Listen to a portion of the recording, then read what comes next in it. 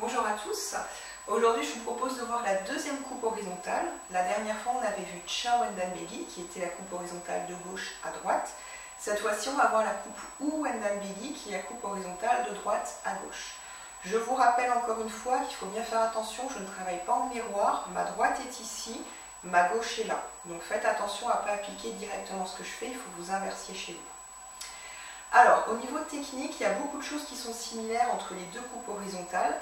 Donc il y a beaucoup de choses sur lesquelles je vais passer très rapidement et je vous incite à retourner voir la vidéo qui a été faite sur Chow Wendan Begyi puisqu'il y aura plus de détails qui sera donné dessus.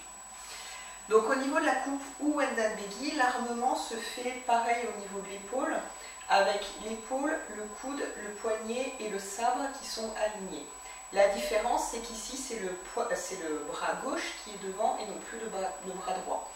Encore une fois, on a l'épaule gauche qui est face à l'adversaire au départ et pas juste le buste. On pense vraiment bien à tourner ici. Le sabre, il est à l'horizontale, il est ni vers le haut ni vers le bas et il est perpendiculaire au corps, il n'est pas ni vers l'avant ni vers l'arrière.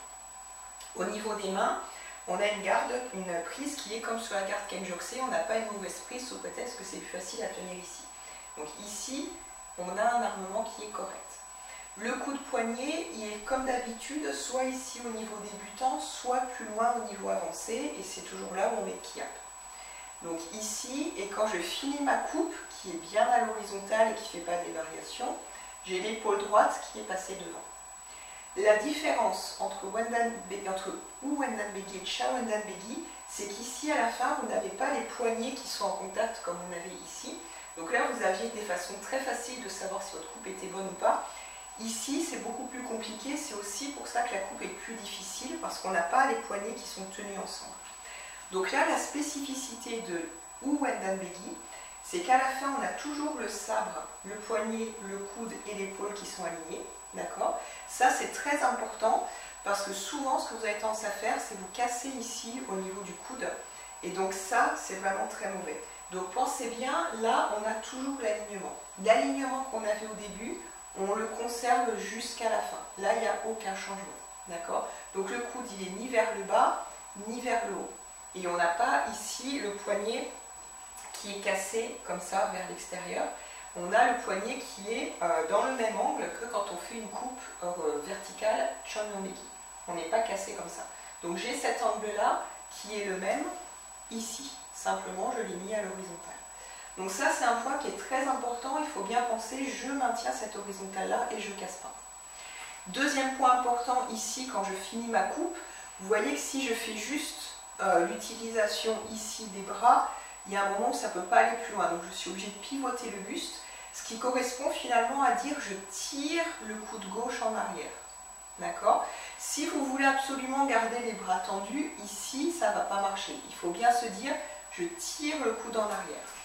Ici, je fais ma coupe et je tire en arrière.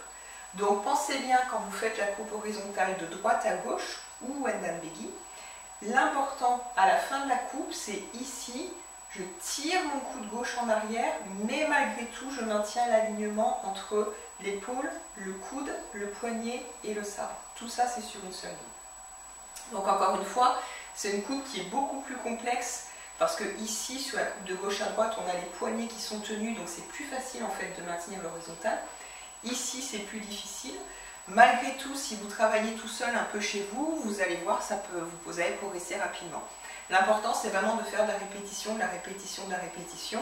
Et à chaque fois, vous posez la question, est-ce que ici, mon alignement il est correct ou est-ce que je suis cassée? Donc voilà, je vous laisse travailler là-dessus. On verra la prochaine fois les coupes diagonales montantes. Mais sachez bien que les coupes horizontales, souvent elles sont mal faites. Donc vous avez vraiment tout intérêt à travailler un grand nombre de fois sur ces coupes horizontales. D'ici là, je vous dis travaillez bien et à la prochaine. Au revoir.